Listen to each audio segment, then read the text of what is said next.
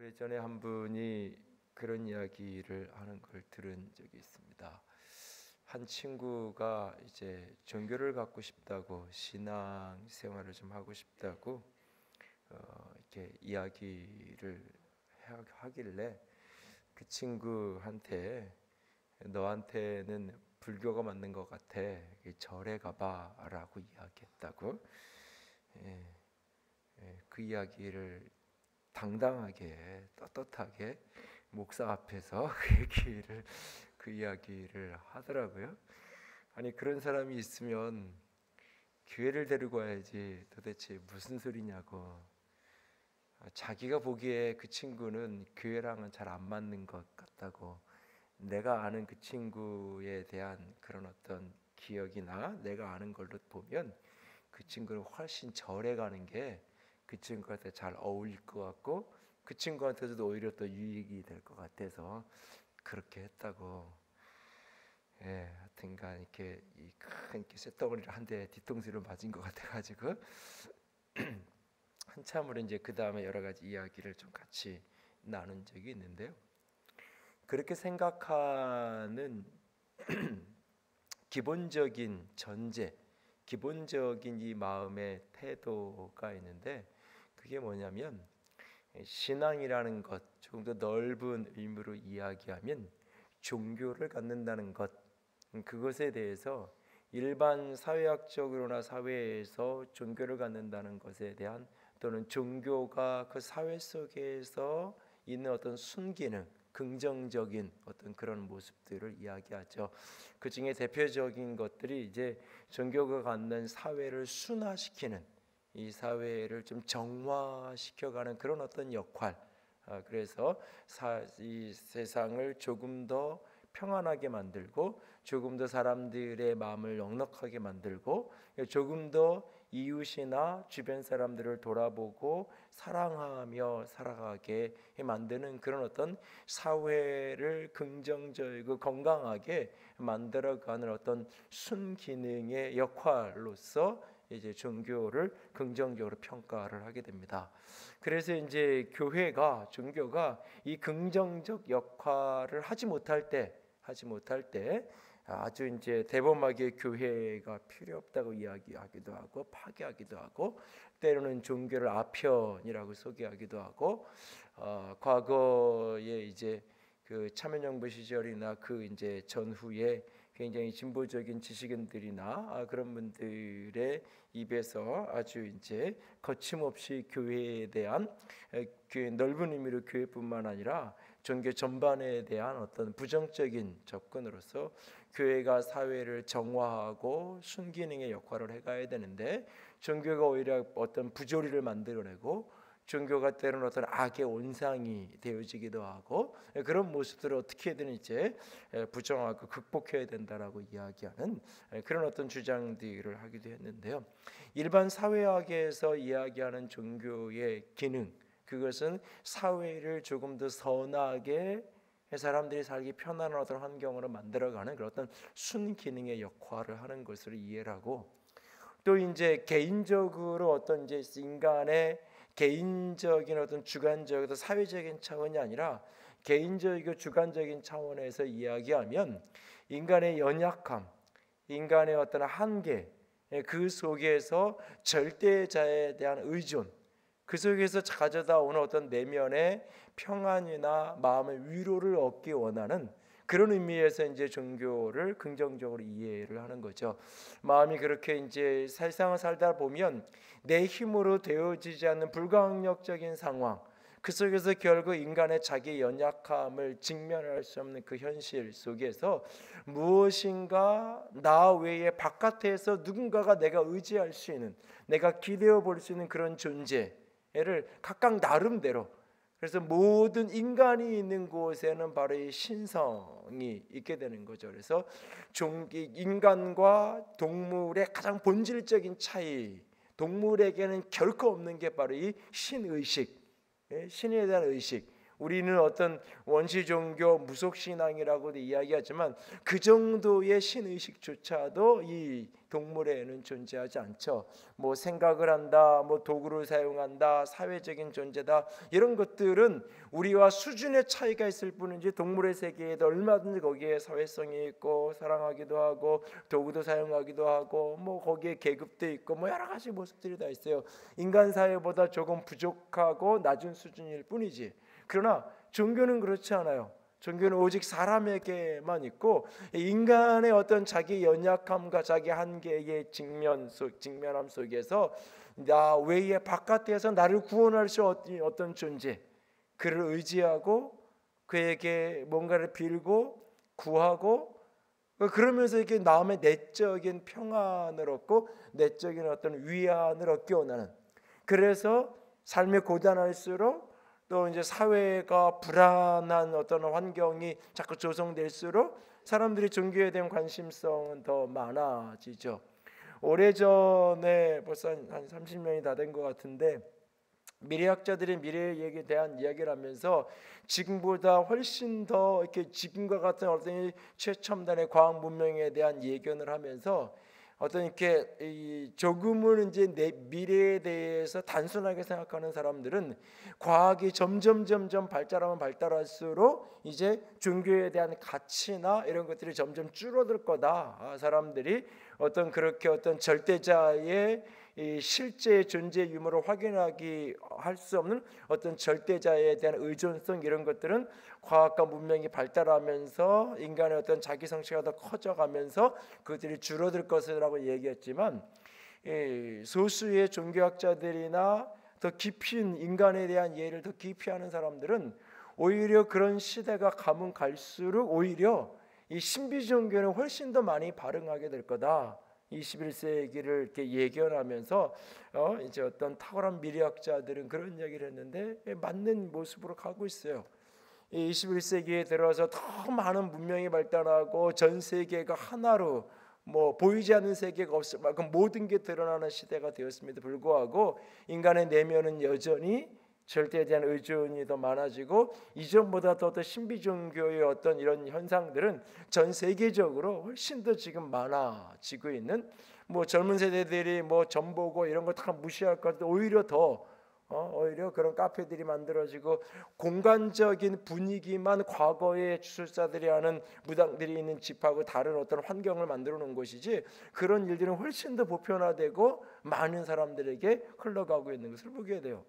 그 이유가 뭐냐면 결국은 사람의 내면에 뭔가 불안함, 연약함, 자기 한계, 그 속에서 나름의 절대자를 믿는 거죠. 자기 나름의 어떤 누군가가 나를 구원해 줄 거라고 스스로 상정을 하는 거예요. 그렇기 때문에 이런 두 가지 개념, 사회학적으로 사회를 순화시키고 사회를 좀 더 선하게 만들 수 있는 그런 어떤 의미에서의 종교의 가치, 또는 개인의 내면의 불안함과 연약함 속에서 무엇인가에 의존을 하게 되면서 그 속에서 나 마음의 위로를 얻고 평안을 얻고 쉼을 얻을 수 있는 차원으로 종교를 이해하면 반드시 교회만 나와야 되는 것은 아닐 수 있는 거예요. 얼마든지 그런 의미에서라면 산사에 가서 조용히 앉아서 이렇게 쉼을 가지고, 사실 이 불교도 원래 이렇게 도심지에 늘 사찰이 있었던 거죠. 그런데 이게 고려 시대에는 늘 요즘 교회가 많은 것처럼 도시 한복판에 있다가 이게 이제 조선 시대 넘어오면서 이제 불교가 이제 소외되기 시작이 이제 이렇게 적대시되면서 산으로 도망가서 이제 산 쪽으로 들어가게 문화적으로 그렇게 되는 거죠.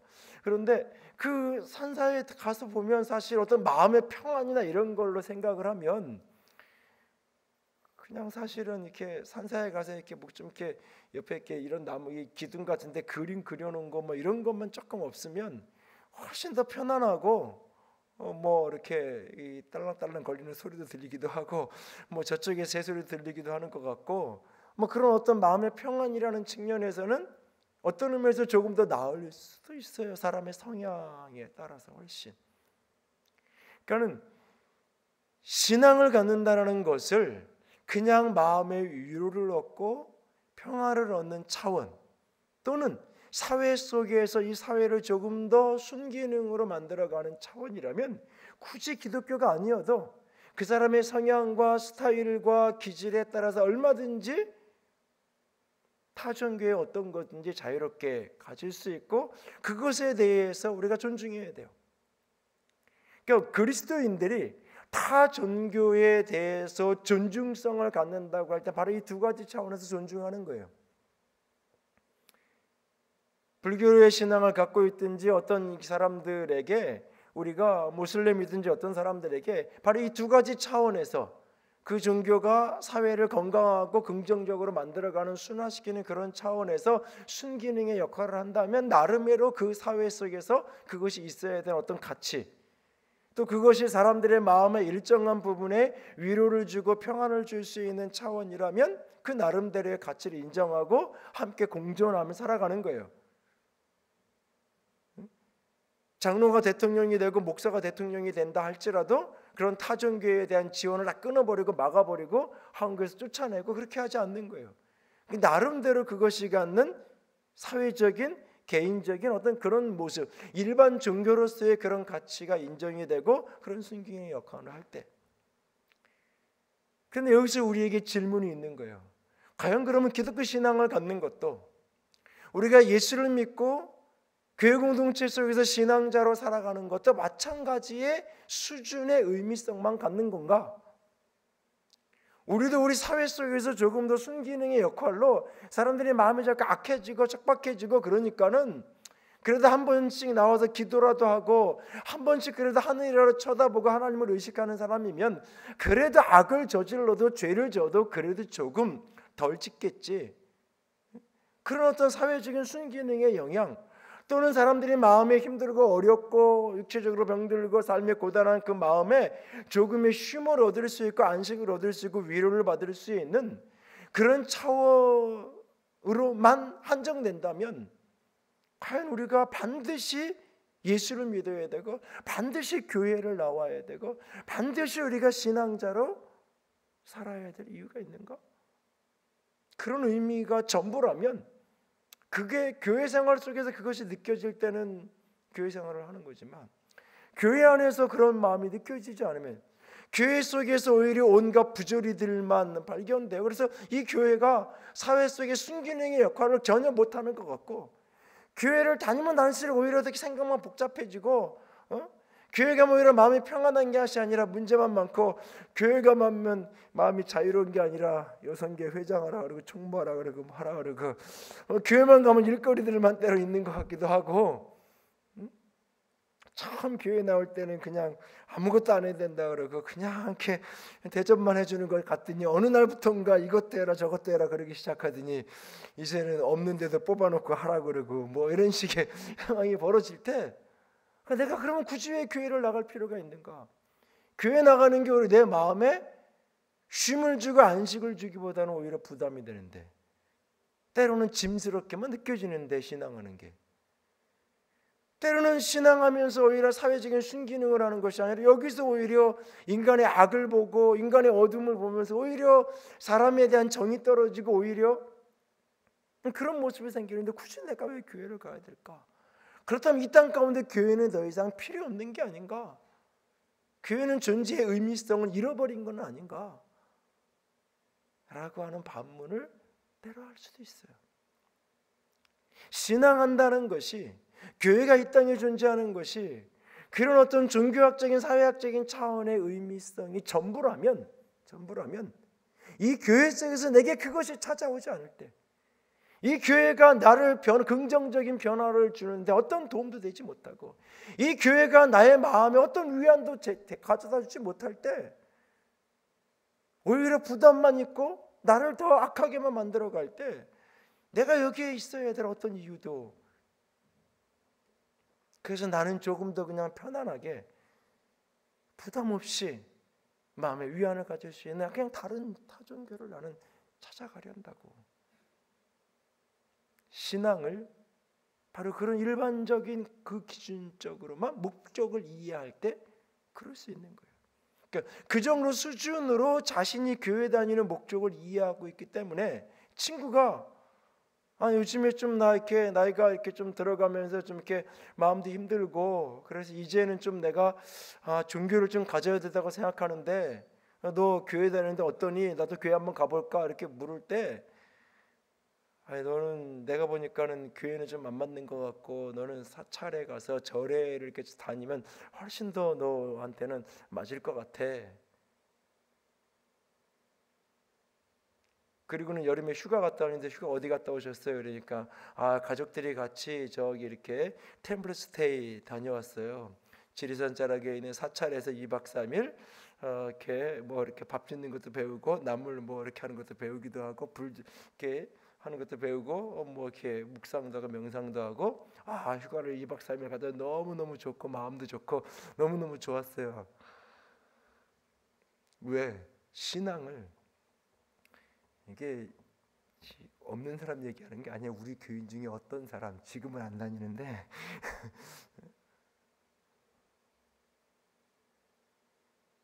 신앙한다는 거를 사회학적으로 종교학적으로만 이해하면, 그리고 내가 그런 수준에서 교회를 다니면 그렇게 반응하는 거예요. 그리고 그것에 대해서 어떤 문제성을 느끼지 못하는 거예요. 그리고 내가 교회에 머물러 있는 기간은 그것이 느껴질 때까지만이에요. 그것이 사라지면 내가 여기 있어야 될 이유가 없는 거예요. 과연 그럴까요?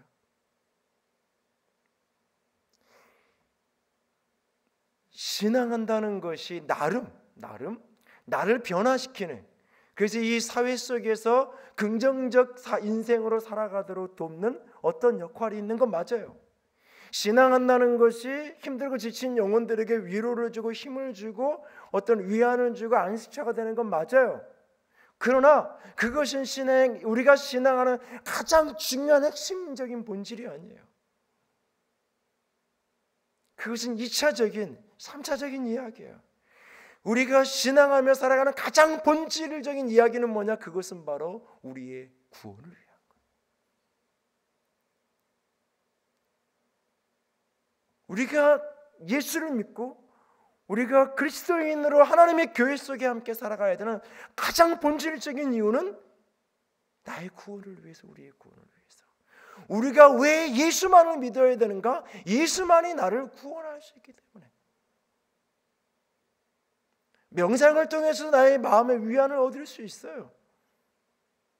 나름대로의 명심부감을 읽고 도덕경을 읽고 불경을 읽으면서 내 생활의 삶을 나름대로 질서 있게, 욕심을 내려놓고 삶을 나름대로 질서 있게 만들어가고 마음의 일정한 부분의 변화를 만들어낼 수도 있어요, 어쩌면. 그러나 그것이 나를 구원하지는 못하기 때문에 죽을 수밖에 없는 인생에, 그 죽음으로부터 나를 구원할 수 있는 오직 예수 그리스도, 죽음 넘어 누구나 다 걸어갈 수밖에 가야만 하는 그 죽음이라는 그림자, 그 너머에 영원한 생명의 영원한 삶의 문제에 대해서 나를 구원할 수 있는 분은 유일한 분 예수 그리스도밖에 없다는 것.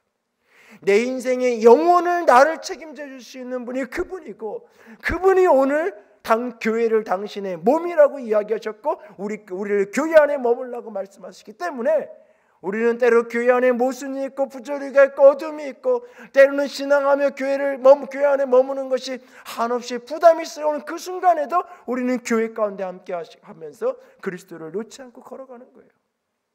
그가 우리를 구원할 수 있는 유일한 구원자이기 때문에 이것이 오직 믿음으로 하는 거예요. 논리로 설명되는 게 아니에요. 왜? 가보지 않은 길이기에, 그리고 가볼 수 있는 길도 아니기에. 가보고 왔더니 진짜 천국이 있어. 가보고 왔더니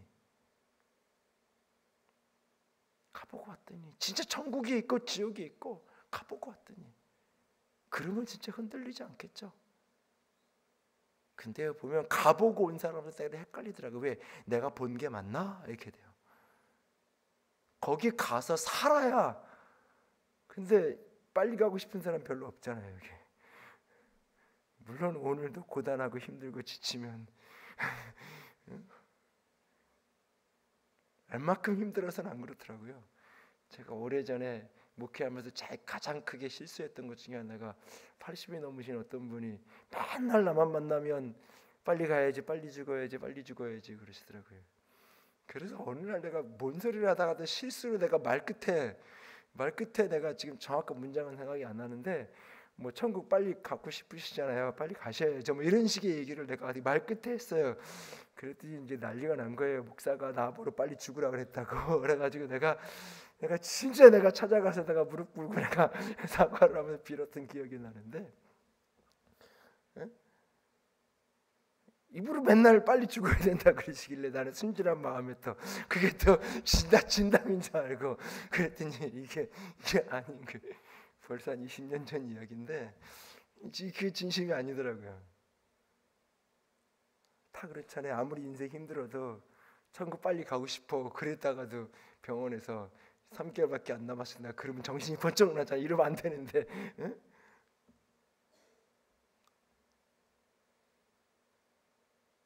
그것을 다른 말로 얘기하면 주님이 다시 오실 거라고 이야기하고 있어요. 또 다른 말로 이야기하면 종말이 있을 거라고 이야기해요. 또 다른 말로 이야기하면 심판과 구원이 있다라고 우리에게 오늘 이야기하고 있어요. 오늘 베드로후서를 써내려가면서 이 3장에서 베드로는 그런 얘기를 해요. 내가 두 번째 너에게 편지 쓰는데 너희들이 꼭 붙들고 있지 않았으면 좋겠다고. 생각나고 또 기억해야 됐으면 좋겠다고.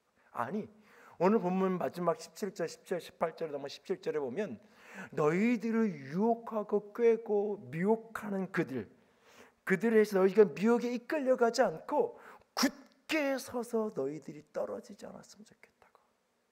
너희들이 떨어질까 삼가라 조심하고 주의했으면 좋겠다고. 그게 뭐냐면 누군가가 너희들에게 찾아와서 너희를 조롱하는 사람들이 있을 거라고. 뭐라고 조롱하냐면 주님이 오시기는 어디 오시냐, 종말이 있긴 어디 있느냐, 다른 말로 이야기하면 천국이 있긴 어디 있느냐, 구원이 있긴 어디 있느냐. 주님이 오신다 그랬는데, 주님이 재림하신다 그랬는데, 그래서 온 세상을 선악간에 그분께 심판하신다고 하셨는데 어제도 해가 떴고 오늘도 해가 떴고 내일도 해가 뜰 건데 오늘도 세상이 이렇게 여전히 그냥 똑같이 흘러가는데 무슨 종말이 있고 무슨 재림이 있고 주의 강림하심이 있고 무슨 영원한 심판과 구원이 있냐고. 그냥 육체를 입고 살아가는 이 세상 속에서 나름대로 마음에 위안을 얻고 쉼을 얻는 그 정도의 의미로 종교라는 것, 신앙이라는 것 의미가 있는 거지. 나름대로 육체를 입고 세상을 살면서 세상 사는데 조금 도움이 되고 세상 사는 좀 이치를 가르쳐주고 세상 사는데 나름대로 순기능의 역할을 하는 정도까지가 신앙한다는 것, 예수 믿는다는 것, 그 정도의 의미를 갖는 거지. 무슨 말도 안 되는 주님이 재림하신다고 이야기를 하고 재림하시는 그날에 온 땅을 하나님이 심판하셔서 하나님의 백성들은 구원하시고 그렇지 않은 백성들의 심판과 멸망으로 하나님이 심판하실 것이라고 그런 말도 안 되는 이야기를 하냐고. 여전히 세상은 똑같이 흘러가고 있고 흘러가고 있는데 오늘도 이야기하잖아요. 성경에서 주께서 임박하게 오신다고 이야기했는데 2000년이 지나도록 여전히 세상은 이렇게 흘러가고 있는데 1000년 전에도 종말이 곧 올 거라고 이야기했고 뭐 역사 속에 늘 있는 이야기잖아요.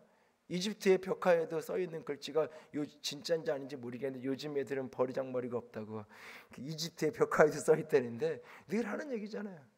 우리도 우리 부모들한테는 늘 애들이 X세대니 뭐니 하면서 이렇게 버릴 수 없다고 들었어요. 요즘 애들을 보면 나도 이해가 안 되잖아요. 또 그 아이들이 또 크면 또 그럴 거예요 아마. 세상은 여전히 어찌 보면 주님의 재림을 기다리고 소망하며 살아간다는 것이 무슨 의미가 있을까?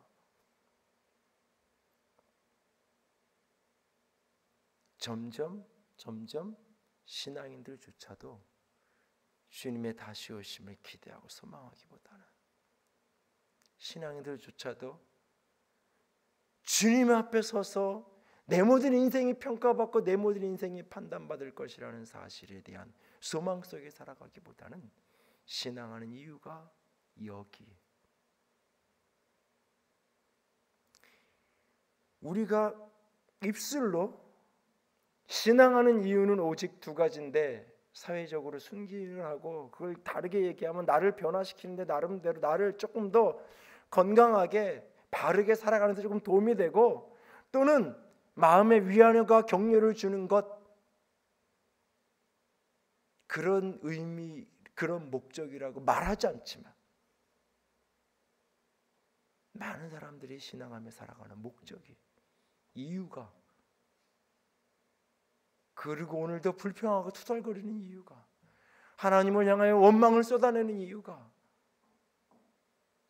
나한테 좀 위로를 주시고 힘을 주셨으면 좋겠는데 왜 안 주시는지, 나를 좀 변화시켜 주시면 좋겠고 나를 좀 달라지게 해줬으면 좋겠는지 왜 안 그러는지, 내 삶에 이런저런 숙제들이 있고 어려움이 있는데 이런 것 좀 변화시켜 주셔서 세상을 좀 살맛나게 살 수 있게끔, 이왕 예수 믿으면서 좀 세상에서도 잘 나가고 성공해서 예수 믿으면 이렇게 성공하고 잘 나간다고 좀 자랑할 수 있게끔 이왕이면 좀 해주시지 왜 그렇게 안 해주시는지.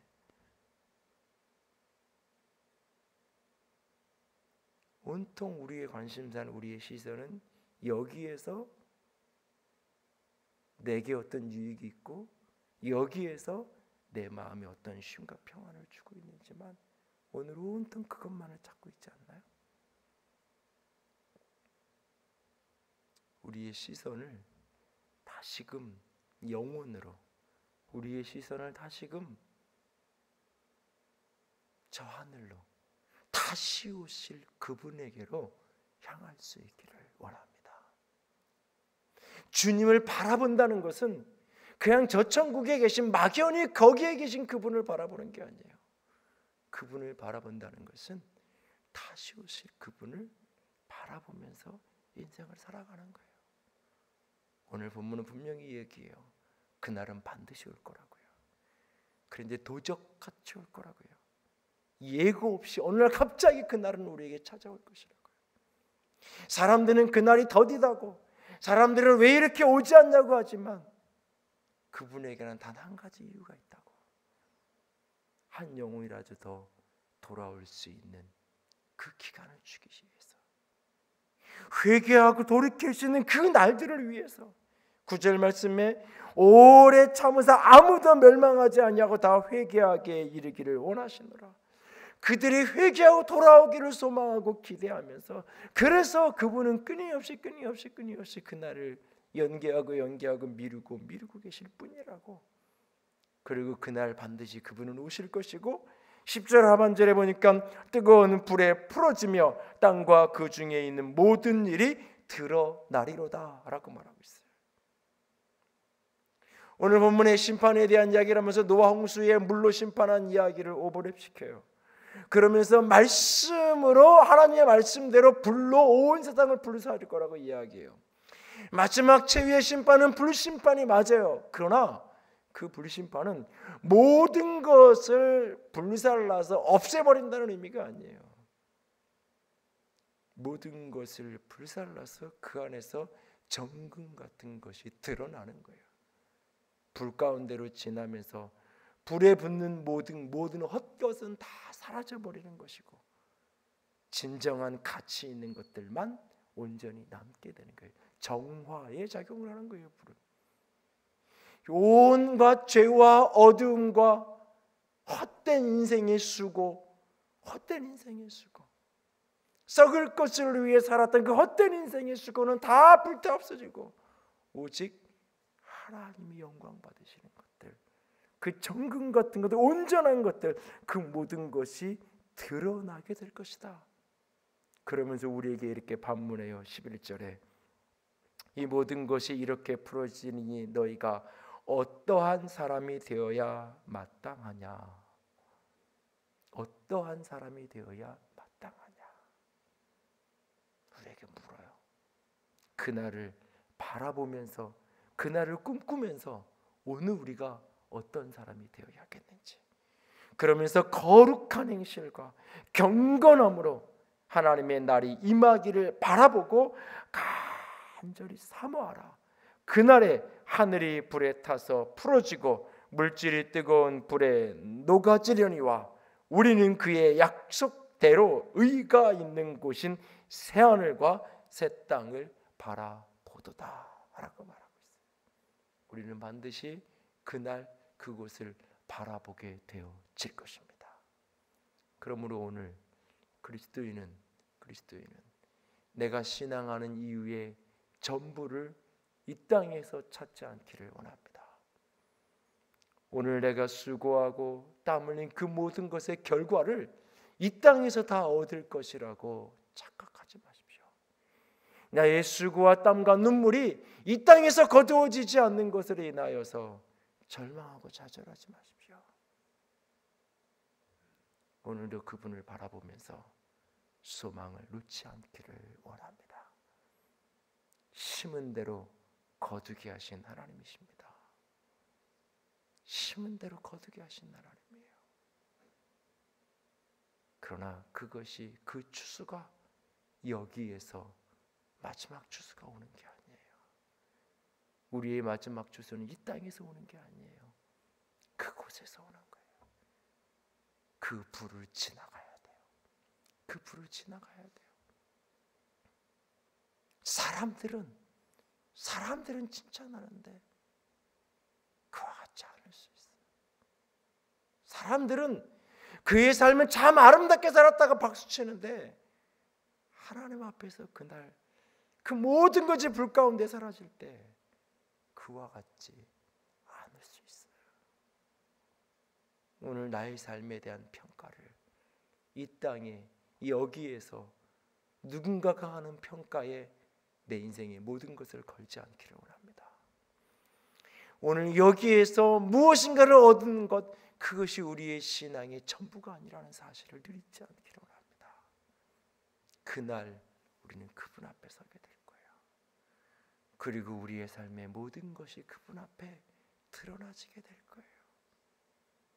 그것을 잊지 않고 오늘을 나는 어떤 사람이 되어야 마땅한가? 오늘 내가 왜 거룩하게 살아야 되는가?